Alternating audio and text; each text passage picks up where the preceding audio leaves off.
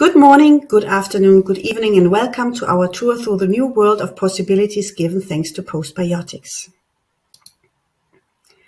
So who are today's speakers and the topics they will take care of? My name is Sonja Kleinke and I'm Global Marketing Manager Health from the Gut at dsm-firmenich.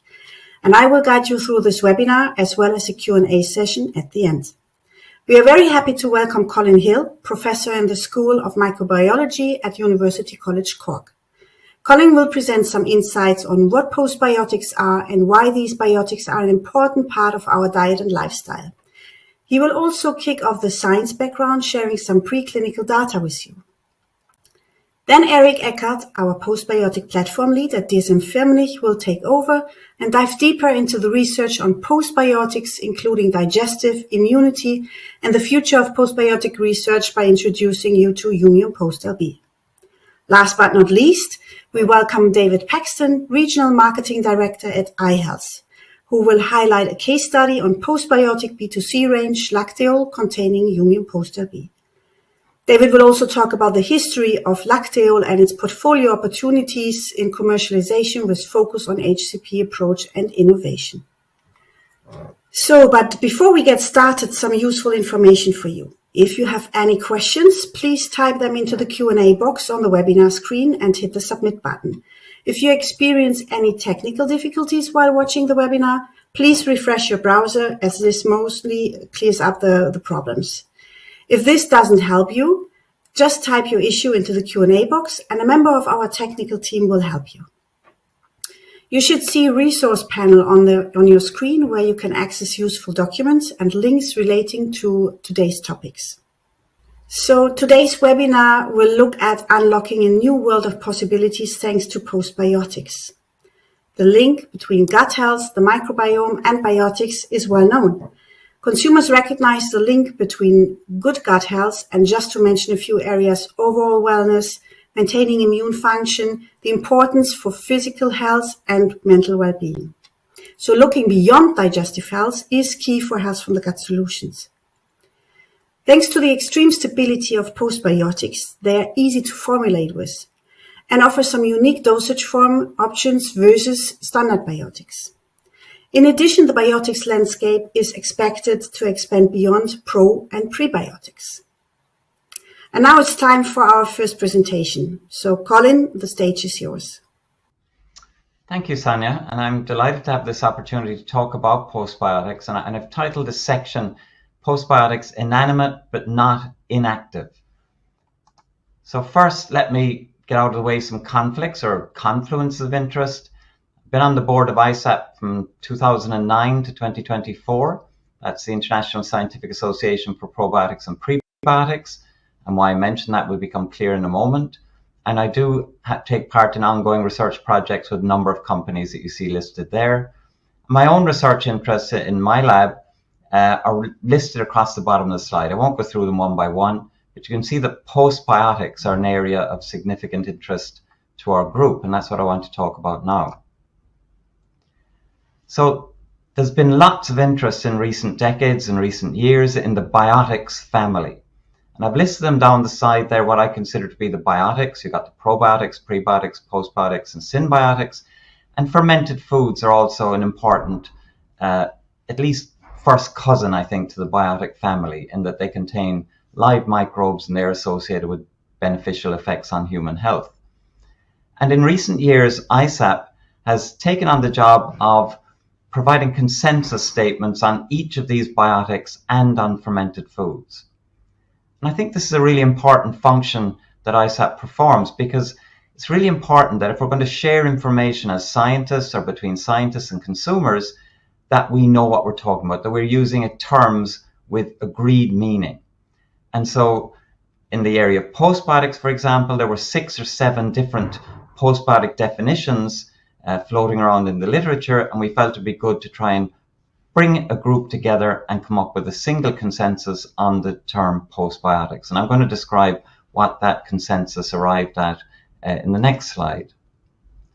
So the consensus statement was published in May 2021. It's received a lot of attention. You can see some metrics there on the side, but the one I'm interested in has been cited already over 730 times. That's in a 3-year period. So you can see the level of interest and people publishing in the scientific literature and wanting a consensus term of postbiotics to refer to.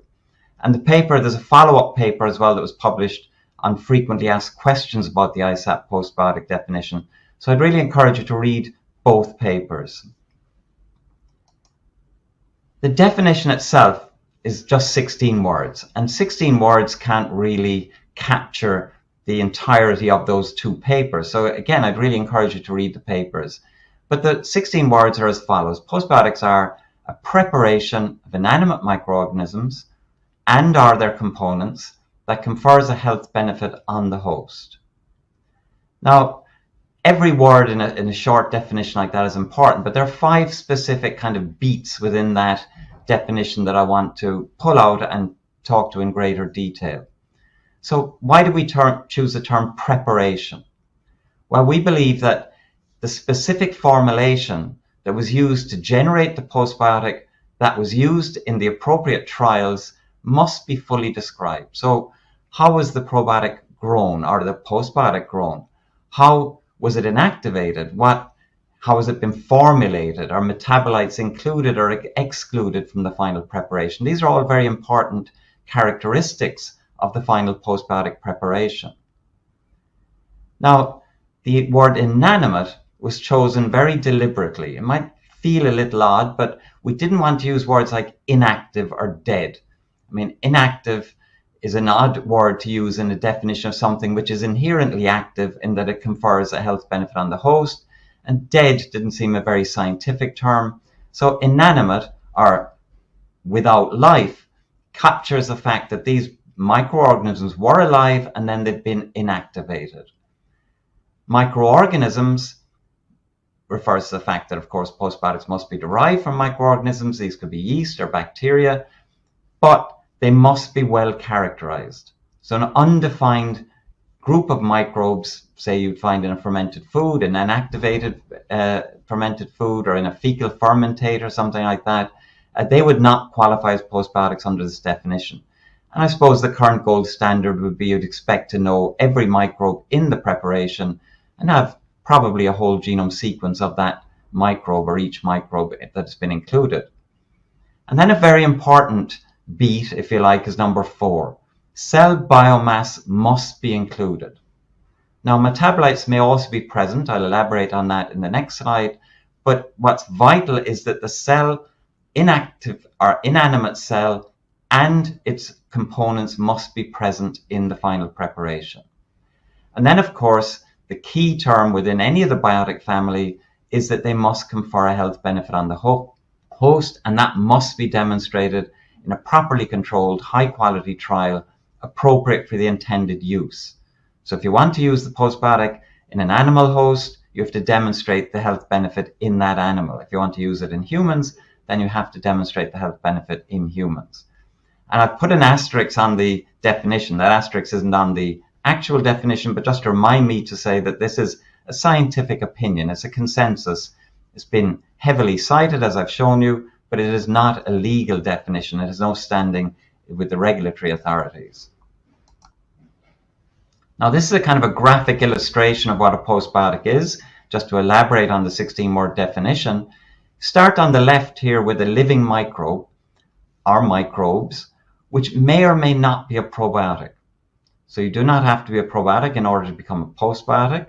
And these cells will obviously be intact and they will be producing metabolites as they're grown in the factory or in the laboratory or wherever it's being prepared.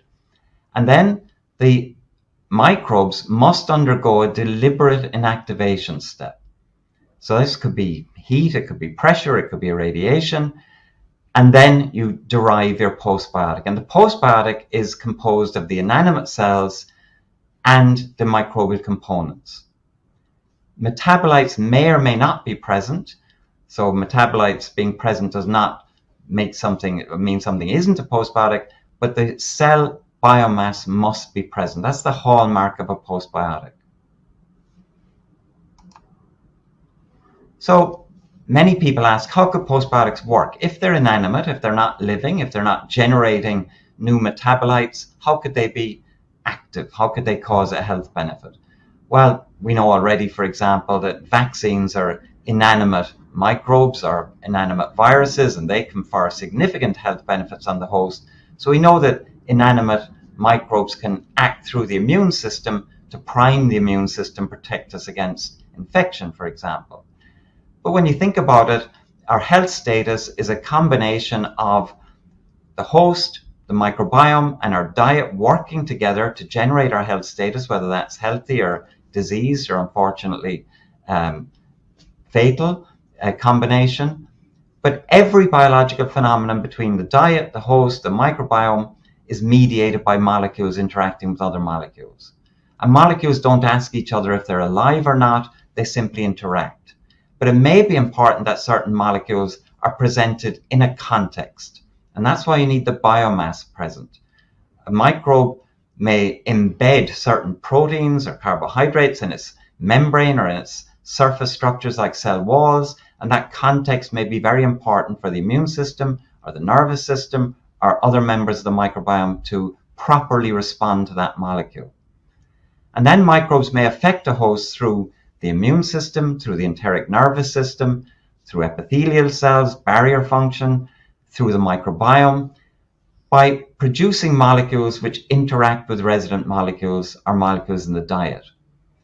And when I say producing molecules, what I mean is molecules that may already have been produced during the fermentation process. Or you could get some molecules produced in situ if some enzymatic activity remains in the postbiotic preparation. But largely, the molecules that give the health benefit have been produced in the fermenter and are now eliciting their effect in the host. I want to tell you some work that we've been doing with Lactobacillus LB. This is a preparation of two very well characterized lactobacillus strains, a Lactobacillus fermentum and a Lactobacillus delbrueckii.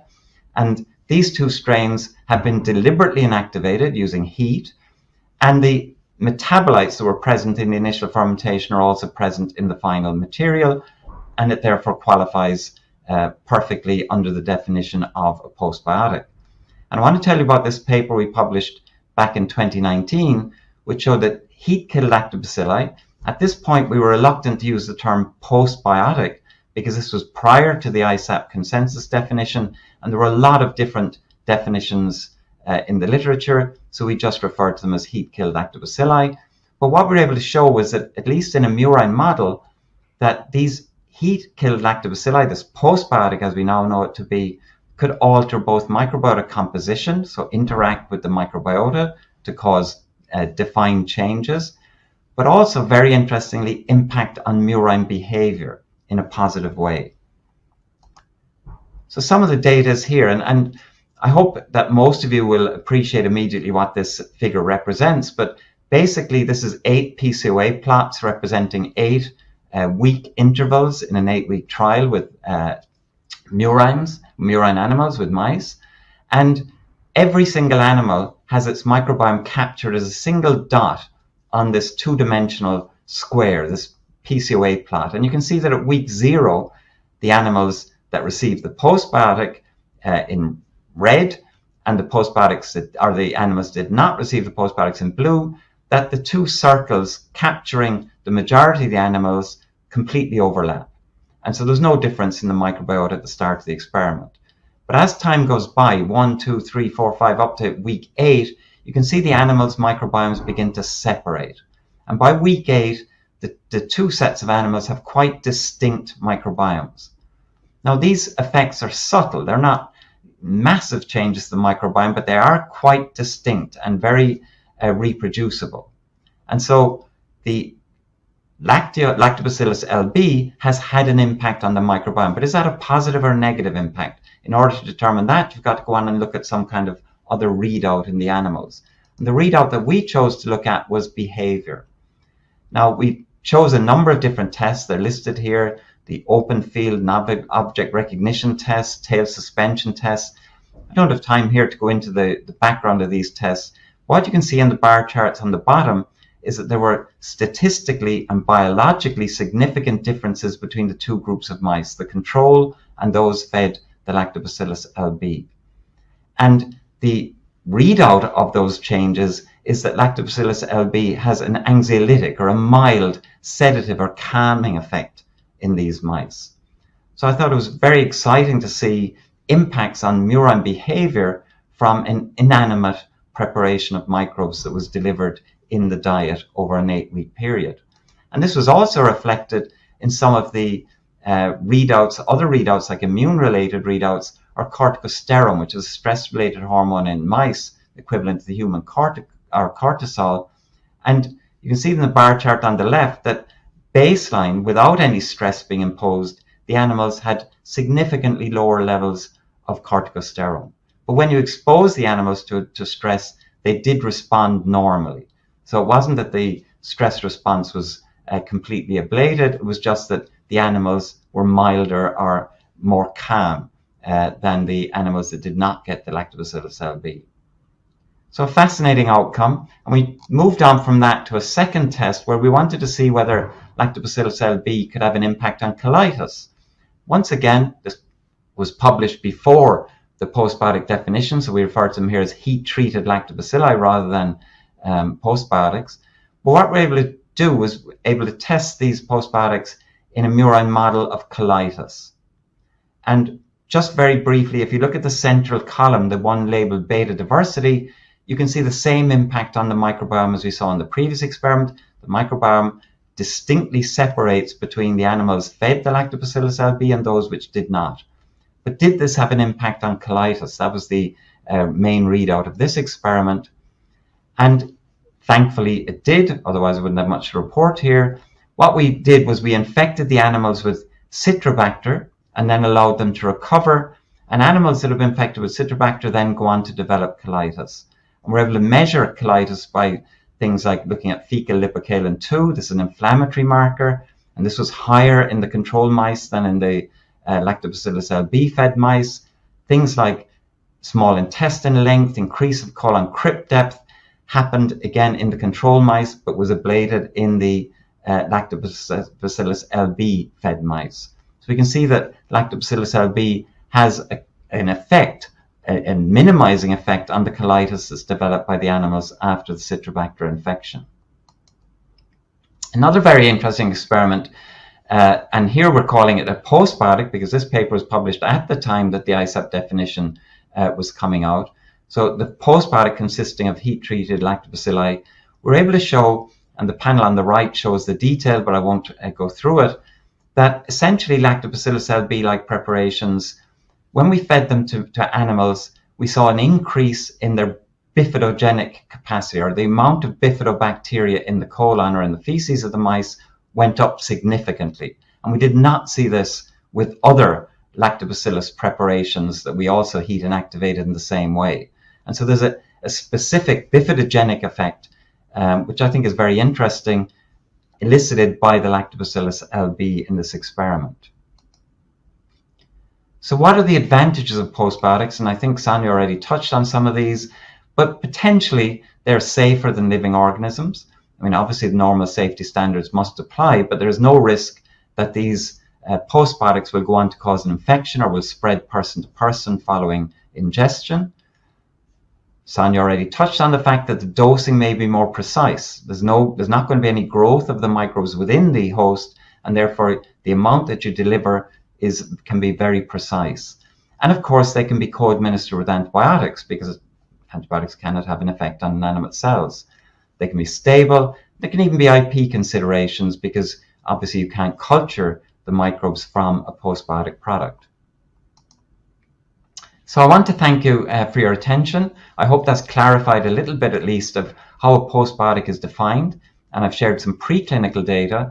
But now I'm going to hand you over to Erik, who's going to give you some hard evidence backed by science. So over to you, Erik. Yeah, thank you very much, Colin, for this very nice introduction into postbiotics and for the overview of some of the scientific studies that were done with Lactobacillus LB. Now, it's important to note here that the name has changed of this postbiotic. It's now referred to as Humiome Post LB. And I'm going to tell you a little bit more about what it is and what it does in terms of benefits for the consumer.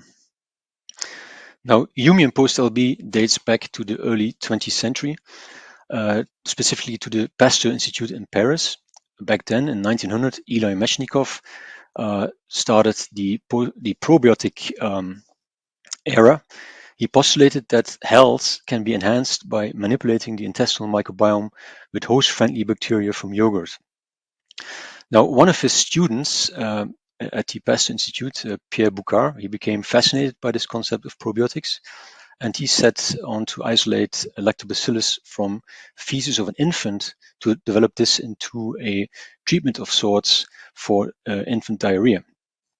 He quickly noticed that it's very difficult to work with live lactobacilli, so he deliberately heat inactivated the lactobacillus that he isolated and developed this into perhaps the first postbiotic. So it's interesting to see that the Pasteur Institute was the cradle of probiotics and perhaps also of postbiotics. So Pierre Boucard, he initially thought that he had isolated a Lactobacillus acidophilus, but since 1992, with the advent of molecular biological techniques, it was found that it was actually a mixture of two strains.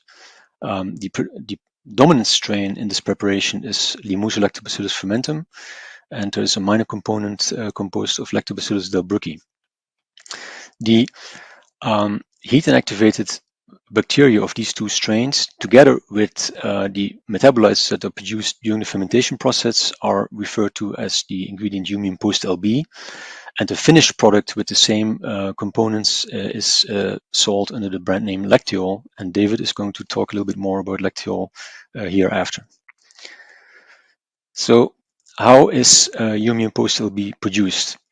It's a co-fermentation product where Lactobacillus fermentum and Lactobacillus delbrueckii are fermented together. At the end of the fermentation process, the whole fermentate is then heat treated to make sure that the cells no longer replicate. And thereafter, the entire fermentate is then dried into a very nice and easy to work with ingredient that is depicted in this powder picture here. The postbiotic contains a defined number of intact bacterial bodies. It also contains microbial fragments, and which is quite important and unique, I think, it contains the microbial metabolites that were formed during the fermentation process.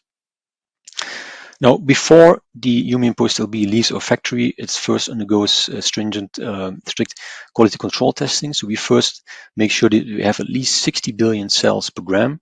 We are phasing out the hemocytometer and replacing it by a newly developed flow cytometry method, which also enables us to count how many delbrueckii are in the preparation.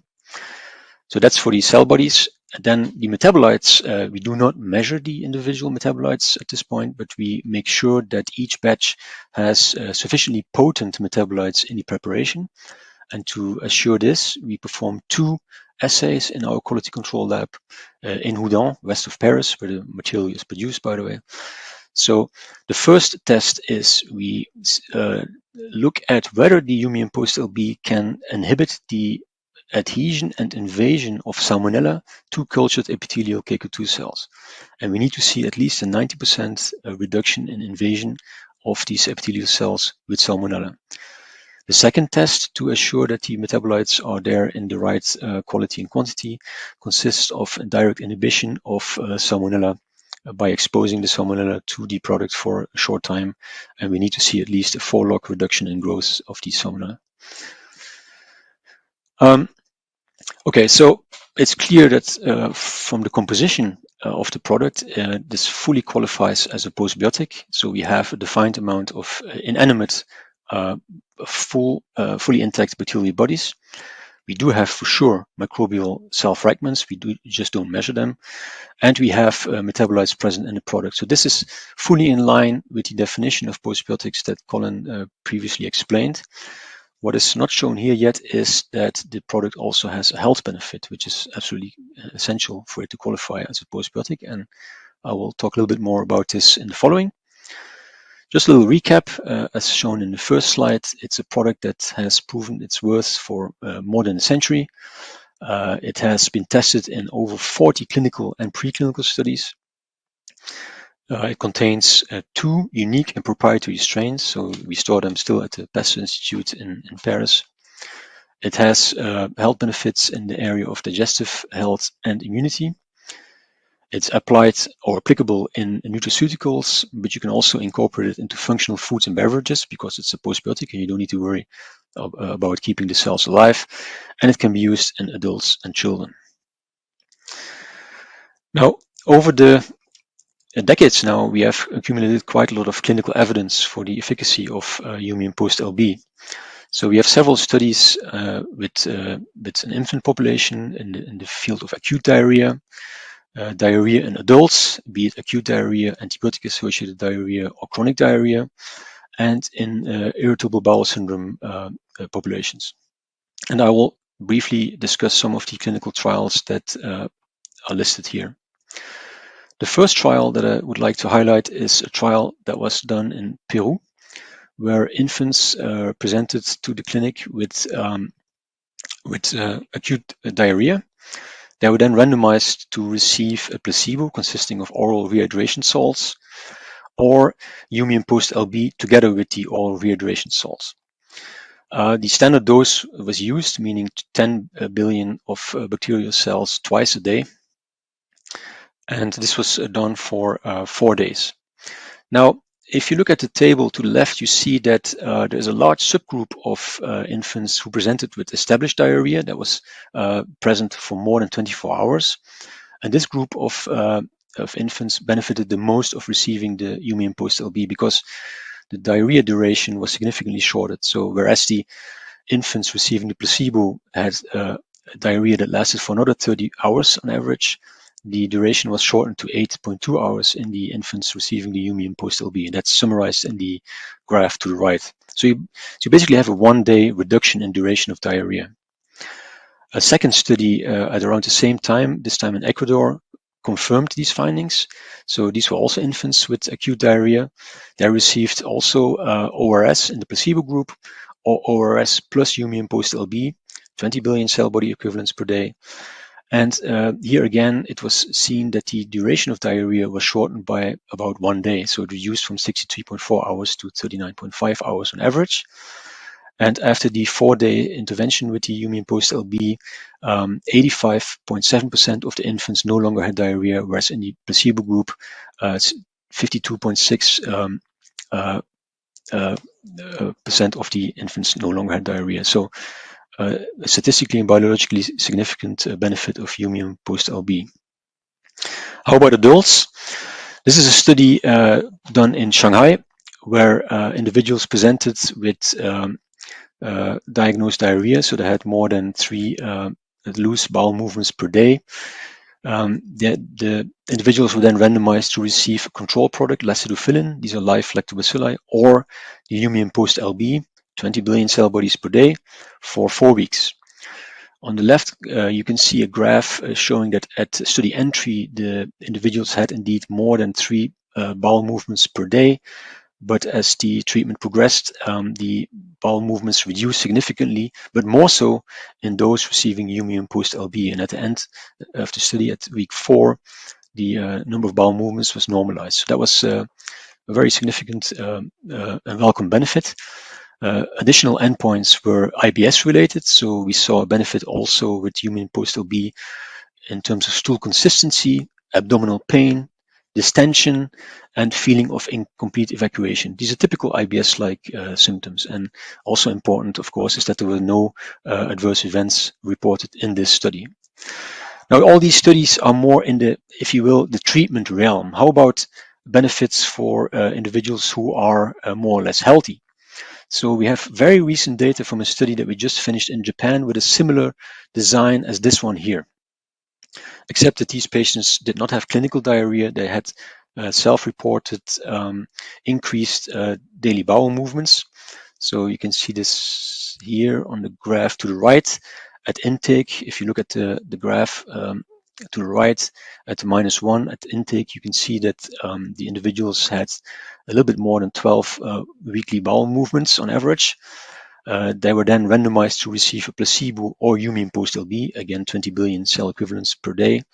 And you can see that over time, the number of bowel movements reduced in both cases, which is not unexpected because the this diarrhea-like condition will resolve, but it went much faster when you added when the individuals received Humiome Post LB daily for 4 weeks. So these are preliminary data from the study. There are other endpoints in the study as well, which we're currently investigating, and we hope to be able to submit this for publication fairly soon. Now, how does Humiome Post LB work? Humiome Post LB probably improves digestive health through a multitude of mechanisms, and one of the most studied mechanisms relates to the ability of the bacterial bodies in Post LB to adhere to the intestinal mucosa. So to the left, you see that the live bacteria in our preparation, before we turn it into a postbiotic, these bacteria, the Delbrueckii and the fermentum, they adhere very well to intestinal epithelial cells, more so than a comparable lactobacillus probiotic. If you heat kill, then the cells, as found in our product, the binding to the epithelial cells is not affected. Now, why is this important? Because it turns out that if you add the cells to our cell bodies to the epithelial cells, you actually dose-dependently reduce the affinity of several pathobionts to the epithelial cells. So you reduce the risk of infection of epithelial cells with pathobionts. It's probably not a steric hindrance per se, because there's not all that many bacteria per epithelial cell, but it's probably a combination of steric hindrance and inducing a state in the epithelial cells that makes them less attractive for pathobionts to adhere and to invade. So that is the first mode of action listed here. It adheres to gastrointestinal mucosa and prevents attachments of pathogens. A second benefit is shown in the figure in the middle. This is confocal microscopy of epithelial cells, so they're flipped on the side. You can see on the top a very nice homogeneous epithelial layer. In the middle picture, you see that the layer is disturbed when you add diffuse adherent E. coli to the epithelial cells. So the architecture is disturbed, the tight junctions are opened. But when you do the same in the presence of Humiome Post LB, you prevent this from happening. So that's the second mode of action, if you will. It protects the tight junctions to maintain barrier integrity. A third mode of action we already briefly discussed. It's a direct inhibition of growth of several pathobionts. They're listed in the middle figure. Most, but not all, potential pathobionts are inhibited by adding Humiome Post LB. The last graph to the right is a brief recap of what Professor Hill has already shown to you, namely that Humiome Post LB has a bifidogenic effect, so it improves the composition of the microbiome.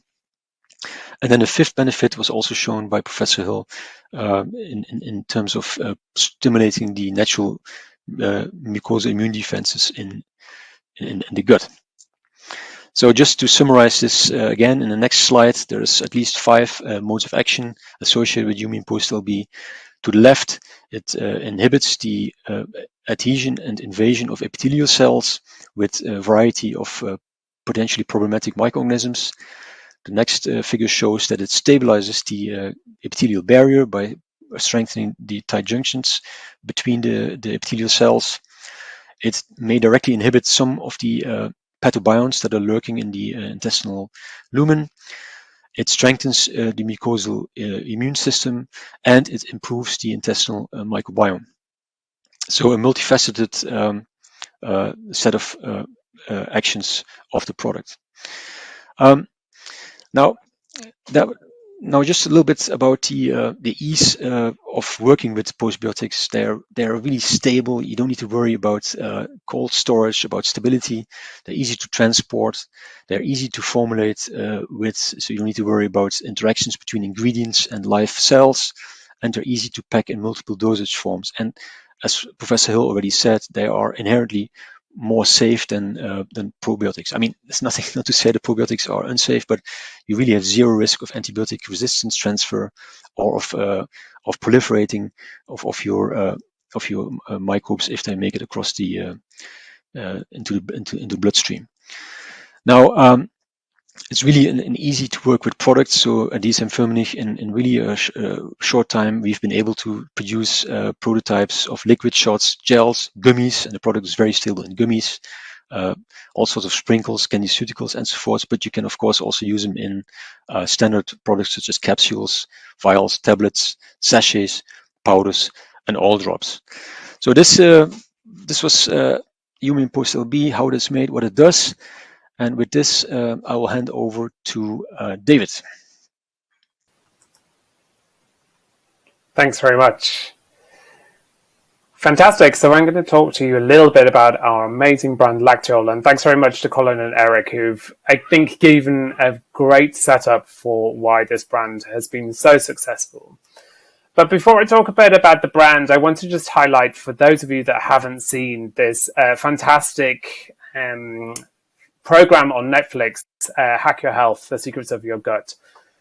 It's, for me, a great way to understand where consumers are at now when we talk about the gut microbiome and their understanding and their intrigue into understanding how they truly can hack their health and the importance of the microbiome in overall health. So if you haven't seen it, definitely worth checking out. So to talk a little bit about why do consumers use biotics, and there's a lot of data points here that are taken from a survey on the insights of gut health and probiotics. And what we know is that 24% of consumers respond that digestive health is the most important aspect of their overall health. And while 24% might not sound too big or too high a number, we have seen this dramatically increase over the last 5 years, and that they see that it is the most important is very much why we're seeing a movement in this space. For those that are using some type of biotic, we know that 51% support their gut health. That makes sense. But what is interesting is we see things like 33% of consumers also saying it supports their immune health, and 38% on general health and well-being as well. And if you look at a couple of the kind of differences that we have versus countries, and we all know the US is a market that is very engaged with supplements, is we see 67% of consumers take probiotics for a healthy gut, 49% for general well-being, and 43% for the immune. In China, 62% take probiotics to aid their digestive system. And in Germany, 54% use probiotics to boost their immune systems. So I think the point here is to say that we know that biotics are very much in the gut health space, but we also need to understand that consumers are becoming much more educated on the general use of biotics outside of that space as well. Let me go a little bit further deeper now into diarrhea, a space that, as you've heard talk by Colin and Erik today. So on average, we know an adult experiences 4 episodes of acute diarrhea per year, while it occurs 0.5 to 3 times within the child's population. So this is a area and a category that is affecting every single person on this planet. What is quite incredible for us is up to 49% of people taking antibiotics suffer from diarrhea. You've seen the science there, but that goes even up to 80% of children that are treated with antibiotics get that as antibiotic-associated diarrhea. So this is a big problem that is happening, and we know that also the problem is also bigger depending on which country you're in. When we look at the market then, so the global market is worth somewhere around 6.7 billion euros. That is made up of 3 different segments. We have the antidiarrheal biotic drug market, we have the food supplement market, and we have the other antidiarrheals, which we call chemical for the purposes of this, which are brands, for example, like Imodium, plus those ORS solutions as well. And you have 4 key strong biotic global brands, so that's Entogermina, Ultravalur, and Culturelle and BioGaia. But only a few of them have really, truly a global footprint.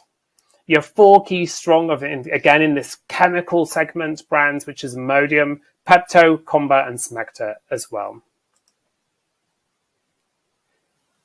Since 2021, the global antidiarrheal biotic market, so those 2 left-hand side segments that I showed before, has really rebounded from COVID, and it continues to grow. So a nice CAGR growth here of 4.1%. When we look at why has that happened, so there's a few different things that we believe are kind of contributing to this. So we do see consumers that are demanding more natural solutions. They're looking for an alternative to treat a problem, and this is often around the more natural solutions.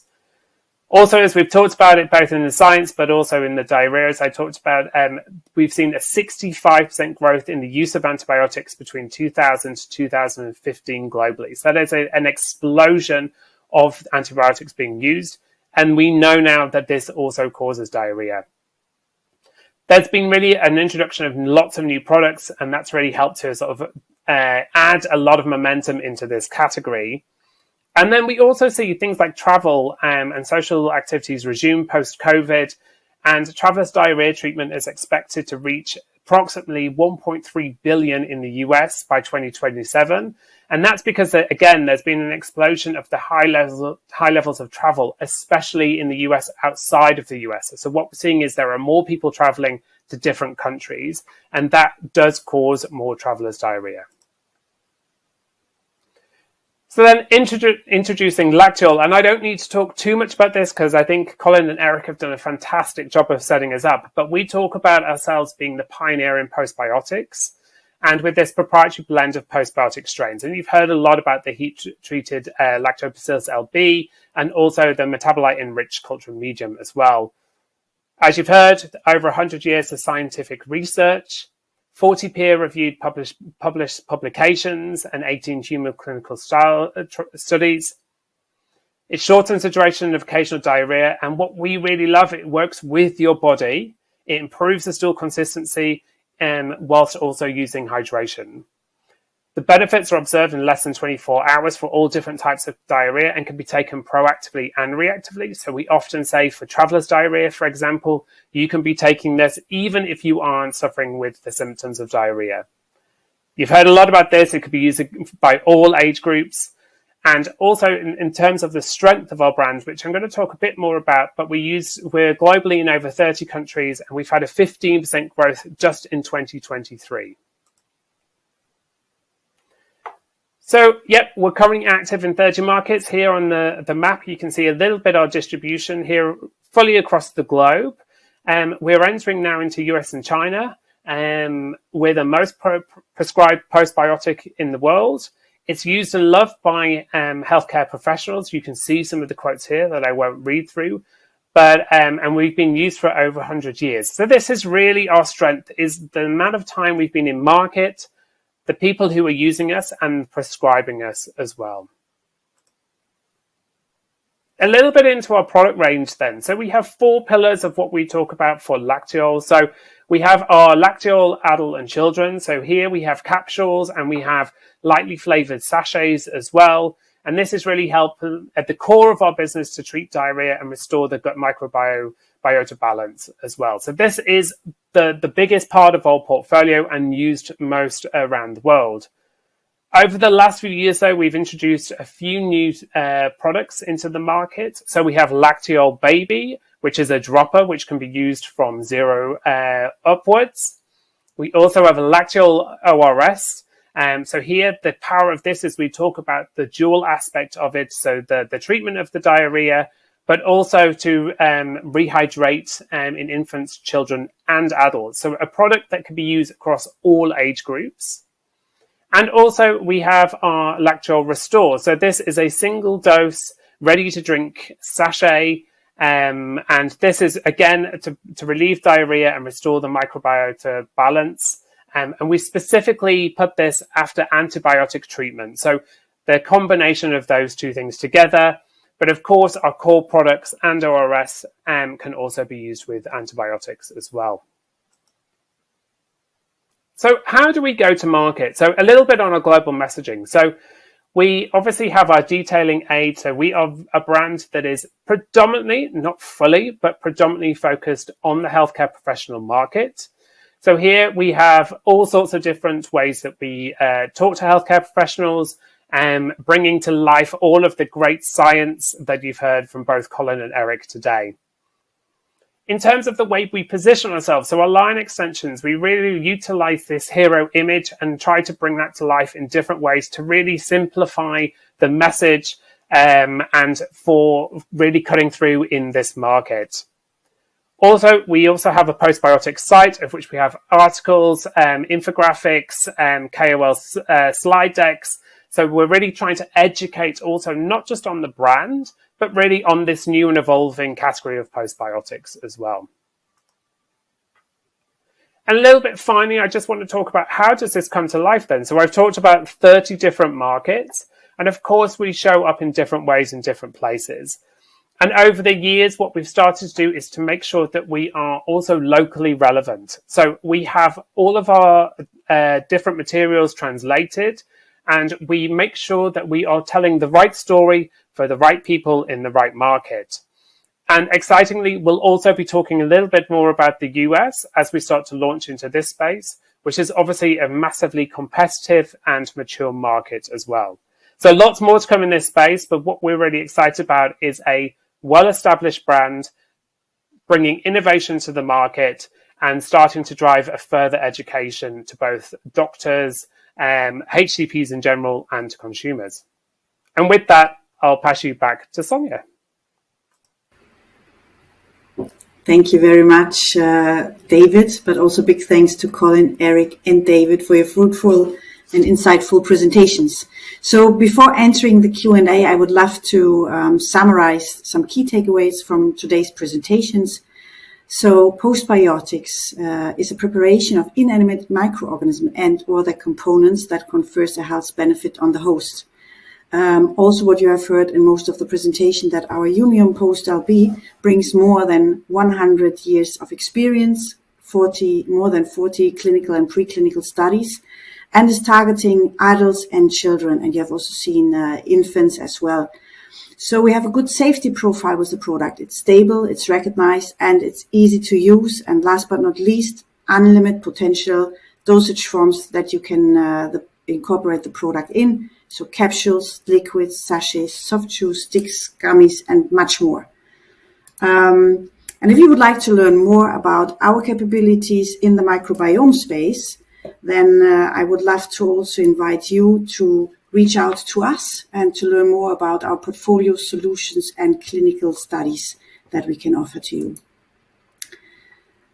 Then obviously you have met now a part of our team, but I also would like to emphasize that we are also at big conferences, exhibitions, etc. Here you can see the next upcoming exhibitions and conferences you will meet us. So in North America, Supply Side West, Latin America, Food Tech Summit, EMEA, quite busy, Probiota, Microbiome Times Networking Forum, and VitaFoods. In Greater China, we are at Wow Health Food Science Conference and Expo, as well as the Food Ingredient China. And in APAC, we are in the Don't Die Summit in Singapore. So please reach out to us and the regional teams around the globe. Then also mentioned in the beginning, we have a download area prepared for you. And just so you know what to find there, we have the ISAP position paper on postbiotics present there. Then also we have the dsm-firmenich postbiotic white paper and infographic ready for download. So, time to move on to the interactive part of our webinar. And thanks to all of you sharing really good questions during the presentations. And some of them I would like to raise now to Colin, Erik, and David, and hope we can answer all of those in the time that we have still left. So let's first go for Colin. Can any probiotic be turned into a postbiotic by inactivation?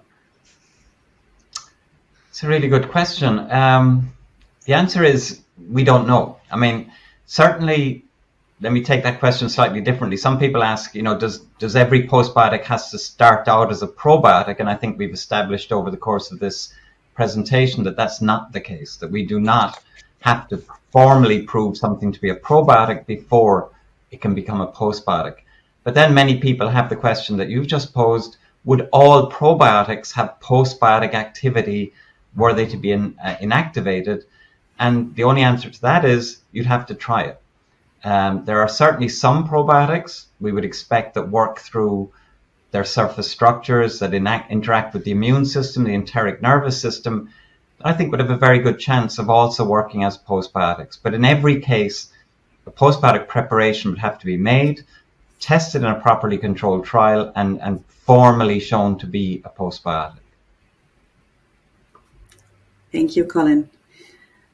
Then one more question I choose. The Humiome Post LB appeared to contain 2 strains of lactobacillus. Which one is the most important one, and how does this relate to the mode of action? Maybe this is one for you, Erik. Oh boy, this is a difficult question. Yeah, so it turns out that the both strains they grow together in a very consistent way. So you always end up with the same ratio, more or less, at the end of the fermentation process. So, and the fermentum is the predominant one by mass, but that's not to say that the Delbrueckii is not important. We have not tested each of them individually, to be honest. You would need to do a clinical trial, I guess, with the Delbrueckii alone and with the fermentum alone, which is maybe a little bit too much of an. Honestly, we don't know. We have started to look into interactions of the metabolic pathways of the two strains as they grow together. It's a very complicated task, so it's still ongoing. Maybe they really need each other, and then together there may be a synergy between the two, and then it's no longer a question of which one is the better of the two. It's maybe just better to leave them as it is, and not to dig too much into the differences. It's going to be a little bit too complicated, but yeah, it's a good question, but I don't have a clear answer for this. That is showing also that it's a quite new field to talk about the postbiotics. Still a lot to do, a lot to run on studies. So we will be busy right now and also in the future. But now that we talked about the mode of action, maybe one more for Colin. How do you explain the bifidogenic effect seen with Lactobacillus LB? Yeah, I think a bit like Erik, we're probably a bit too early into that observation to make any definitive comments. It was actually more of an observation that we didn't expect, that we then followed up on and repeated and did, more rigorous testing. And there is undoubtedly a bifidogenic effect that we don't see with other similar lactobacilli. And we don't know what that is. It is likely to be some kind of cross-feeding, something that the bifidobacteria require, that enhances their growth or enhances their competitiveness in complex communities, that is being provided by one or both of the lactobacilli. And we have done some very early work to try and separate out the bifidogenic factor from the rest of the material that's contained in Lactobacillus LB, but I can't give you a definitive answer right now. I'm sorry about that. No, anyway, thank you, Colin. And maybe looking at the time left, one more for David. So how do you see changes in the awareness of postbiotics from HCPs and consumers? Yeah, great question. I think it's a lot. So let me start with HCPs. I think, as you've heard a lot about today, right? So there is a very good awareness of the brand and the use of the brand for the treatment of diarrhea. And whilst you would say, okay, then our job here is done, it's definitely not. What we see is there is an understanding of the awareness of how these types of products can be used for the treatment of it. However, the understanding around the science, and as both Colin and Erik have talked about, as it continues to evolve and we understand more, we need to continue to educate on what is the postbiotic and for all of the different patients that this could be used for. So it's a slightly different awareness job we have as a brand as we start to move forward with doctors. I think when it comes to consumers, it's a completely different world. The reason why I opened my part of the presentation with the Netflix documentary is because there is an increasing awareness of the microbiome and the importance of that within inside of our overall health. There is then multiple layers of understanding of what those things do and how you treat it. And of course, it depends by country. So the US is a very highly aware and educated population around the use of probiotics. When we did concept testing with them around launching our new solution within inside of the US of Lacteol, they had no idea what a postbiotic was. They'd never even heard of it. However, what they did really love was the benefit that it provided, especially for a kind of more gentler, safer alternative for diarrhea treatment. So our job really is starting to connect all the different dots. The awareness is not there with the consumers at all. And our job is now to educate them on this new category by linking it to the clear benefits that they need. So huge amount of work to be done in both healthcare professionals and consumers, but with a very different education that is needed for those different audiences. Okay, thank you very much. I think that's all we have time for today. So if we are not able today to answer your question, we'll aim to follow up with you directly. And I can see there are still a lot of questions in our system, so please continue to send those. An exit survey will pop up after the webinar, and we'd appreciate if you would take a couple of minutes just to give us some feedback on this event. So first of all, thank you, Colin, thank you, Erik, and thank you, David, for your time. And thanks a lot for your participation, and looking forward to continue the exchange on Health from the Gut with you. So please don't hesitate to contact us. Thank you. Thank you.